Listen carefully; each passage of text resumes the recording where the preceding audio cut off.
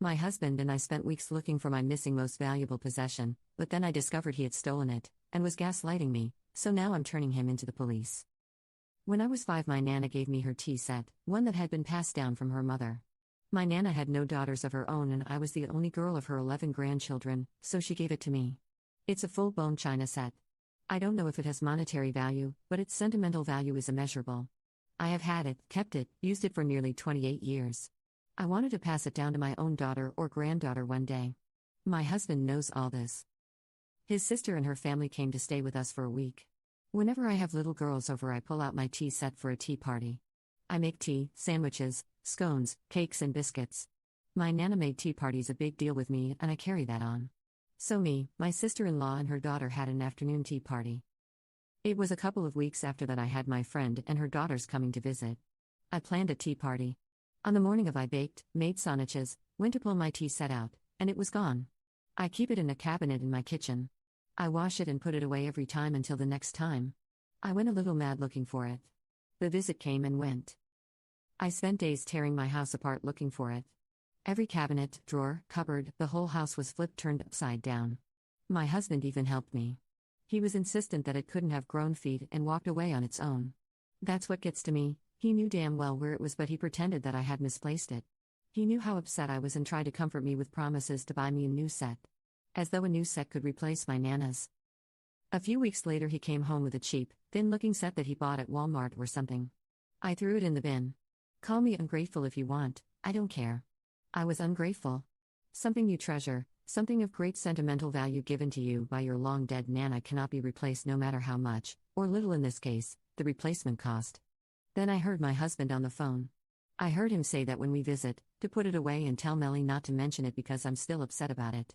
He didn't say the words tea set, but I knew that's what he was talking about. I walked in while he was still on the phone and called him a thief. He was like a deer in headlights. He quickly hung up and tried to explain. I wouldn't hear it, then I told him to get it back. His sister called me and I called her a thief. I told her to return it in the same condition she took it or I would be calling the police. My husband tried reasoning with me. He told me his niece loved it so much and that kind of thing really is for little girls. He said he was going to talk to me about leaving it to her anyway, so where is the harm that she has it now? He said I was too old to be playing around with kids' toys and I really should grow up. He said I was immature and it means nothing. What he meant is that it means nothing to him, so I should forget it. The next day I not only went to the police to report the theft, I also called my brother who lives in the same city as my husband's sister. My brother went around and got my tea set. My husband was livid and spent a couple of days calling me a lot of derogatory names. His tune changed when he came home to find me packing my stuff. He stole from me, pretended he didn't know anything about it, insulted me, tried to gaslight me. Now he's saying how sorry he is, and that we can work this out. I don't think we can. I look at him and see someone who steals from me, lies to me, makes me feel small, someone untrustworthy who doesn't care about me. 2 of my brothers will be here tomorrow to help me move. I'm taking everything that means anything to me because I don't think I'll see any of it again if I leave it all with him. We can fight it out in court about the rest. I've been told that I'm making a mistake by leaving him over a tea set. But it's not just a tea set. It's my Nana's history, it's my history. It's years of happy memories with her, with my mother and other female relatives, friends. He stole all that from me when he gave it away. Would you do the same? Relevant comments. Not only did he lie about it, he pretended to actively look for it while knowing full well how upset you were over the tea set missing. And then even told his sister to hide it from view when they come over. He was wrong every step of the way. That is a different level of bloody diabolical. He knew what he did was wrong. He lied and tried to cover his actions. He does not get to decide what you do with your things. This was a sentimental, much-loved and used regularly treasured family heirloom. He has zero rights to it and some gall trying to tell you how you should feel about it and that she is too old for it. Not for him to decide.